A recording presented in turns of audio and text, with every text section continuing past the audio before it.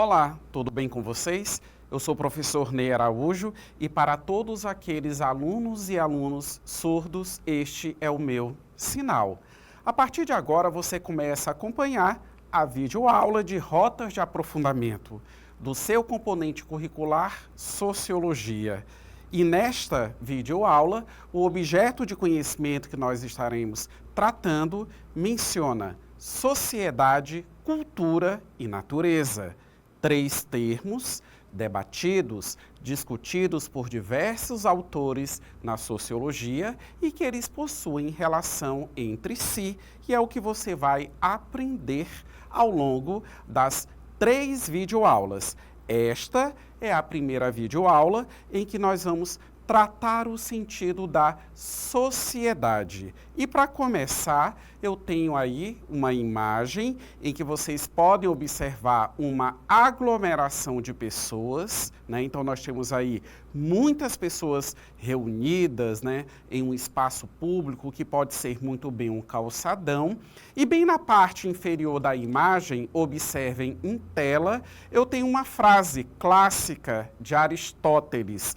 Frase esta retirada da obra A Política, em que Aristóteles ele escreveu: o homem é por natureza um animal político.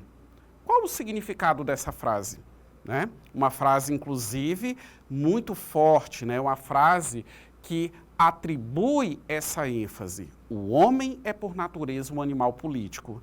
Será que quando Aristóteles redigiu essa frase à época da antiguidade, ele pensou, ele concebeu que o homem ele já nascia partidário, vinculado a uma determinada ideologia política? Claro que não, até porque a organização política daquela época e o próprio entendimento e ainda acrescento, o fazer política à época da antiguidade é absolutamente diferente, digamos assim, daquilo que nós vivenciamos na atualidade. Tendo em vista que hoje nós temos um entendimento de política completamente associado às questões e às ideologias partidárias, ou seja, o sentido de política para a maioria dos cidadãos na atualidade é um sentido completamente empobrecido. Quando Aristóteles ele escreveu que o homem é por natureza um animal político, simplesmente ele quis que as pessoas compreendessem o quê? Que é da natureza humana, ou em outras palavras, é da essência humana a vida em sociedade. Ou seja, o homem nasceu para a vida coletiva, para a vida social. O homem, ele somente consegue satisfazer as suas necessidades a partir do momento em que ele interage com outros membros de um outro contexto, direta ou indiretamente. Então, eis a natureza política que Aristóteles preconizou a respeito da condição humana na obra A Política. Vamos avançar para mais algumas informações? Então, vocês podem visualizar agora esse esqueminha e nós temos aí socialização, ou seja, o homem quando ele vive em sociedade, ele precisa socializar. Isso implica dizer justamente o quê? Ele precisa interagir com outros membros existentes nesse contexto social. E a sociedade, ela possui diversos espaços de socialização. O primeiro espaço de socialização, vocês podem visualizar nas imagens, nós temos aí, de um lado, primária, que destaca justamente o ambiente familiar, e o outro, né, que destaca as instituições, os demais espaços, ou seja, seriam ambientes, digamos assim, secundários. Então, prestem bem atenção. O primeiro espaço de socialização que o indivíduo ele se insere é justamente a família, porque quando ele nasce, ele passa a integrar uma família. Então é dentro da família que o indivíduo ele precisa começar a receber as primeiras orientações, ou por que não dizer, os primeiros princípios para que ele possa conviver. não só no ambiente familiar, mas inclusive em outros espaços. Então, se nós analisarmos por essa premissa, nós vamos perceber o quê? Que os primeiros valores, os princípios éticos e a educação, ela começa dentro da família, para depois se expandir para outros ambientes, que aí nós teríamos, digamos assim, uma educação ou um processo de socialização secundário. As igrejas, os partidos políticos, os meios de comunicação, o próprio ambiente de trabalho, as instituições de ensino, dentre outros ambientes, dentre outros lugares que eu poderia aqui mencionar, são espaços de socialização. Por quê? Porque são espaços em que as pessoas elas estão interagindo entre si. Então, quando você está socializando, você, em certa medida, você está aprendendo a respeito dos padrões sociais. Quais os comportamentos, quais as posturas, quais as atitudes que você precisa apresentar, dispor, desencadear para poder viver em sociedade. Por quê? Porque são os comportamentos, as atitudes apropriadas para a harmonia social, necessárias para a convivência em sociedade. Nesse sentido, agora, eu fortaleço esse entendimento apresentando para vocês essa citação do sociólogo Émile Durkheim, autor da obra As Regras do Método Sociológico, em que nesta obra, Durkheim ele simplesmente escreveu a respeito do fato social, né, como algo necessário e algo que compõe o contexto social.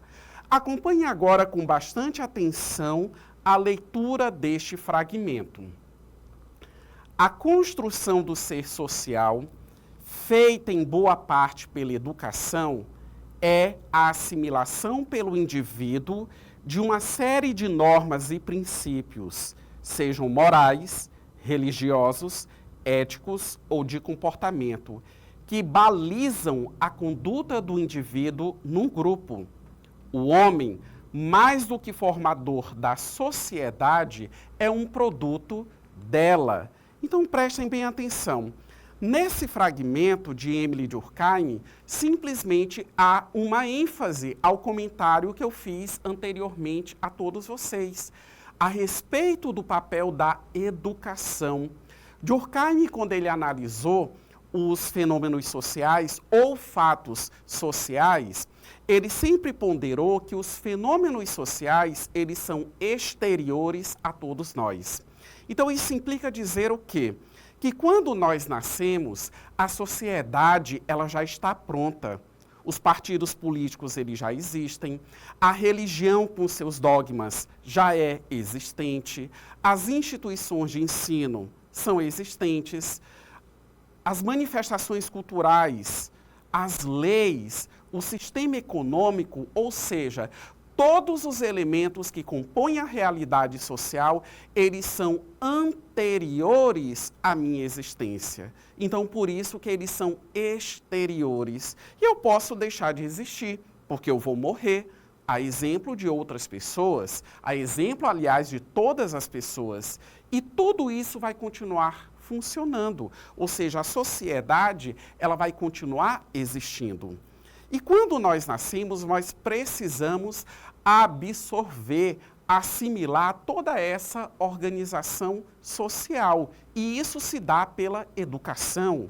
Durkheim, ele afirmou que o primeiro contato coercitivo que o indivíduo possui é justamente com o sistema educacional, que, como eu mencionei anteriormente, inicia no ambiente familiar o primeiro aprendizado. E quando eu digo primeiro aprendizado, eu não estou falando somente o saber a ler, o saber escrever, saber a tabuada, calcular, para depois a escola consolidar essa gama de conhecimentos e expandir e trazer para uma criança, para um adolescente, outros conhecimentos, outros saberes, conforme as disciplinas até então existentes. Mas os próprios hábitos mesmo, eles começam a ser construídos dentro de casa e, é claro, que também são potencializados fora do ambiente familiar. Então, isso é fundamental. Então, a educação é o primeiro aparelho coercitivo. Tudo aquilo que nós fazemos, tudo aquilo que nós realizamos, desencadeamos e que não está em consonância aos padrões sociais, nós sofremos algum tipo de rejeição.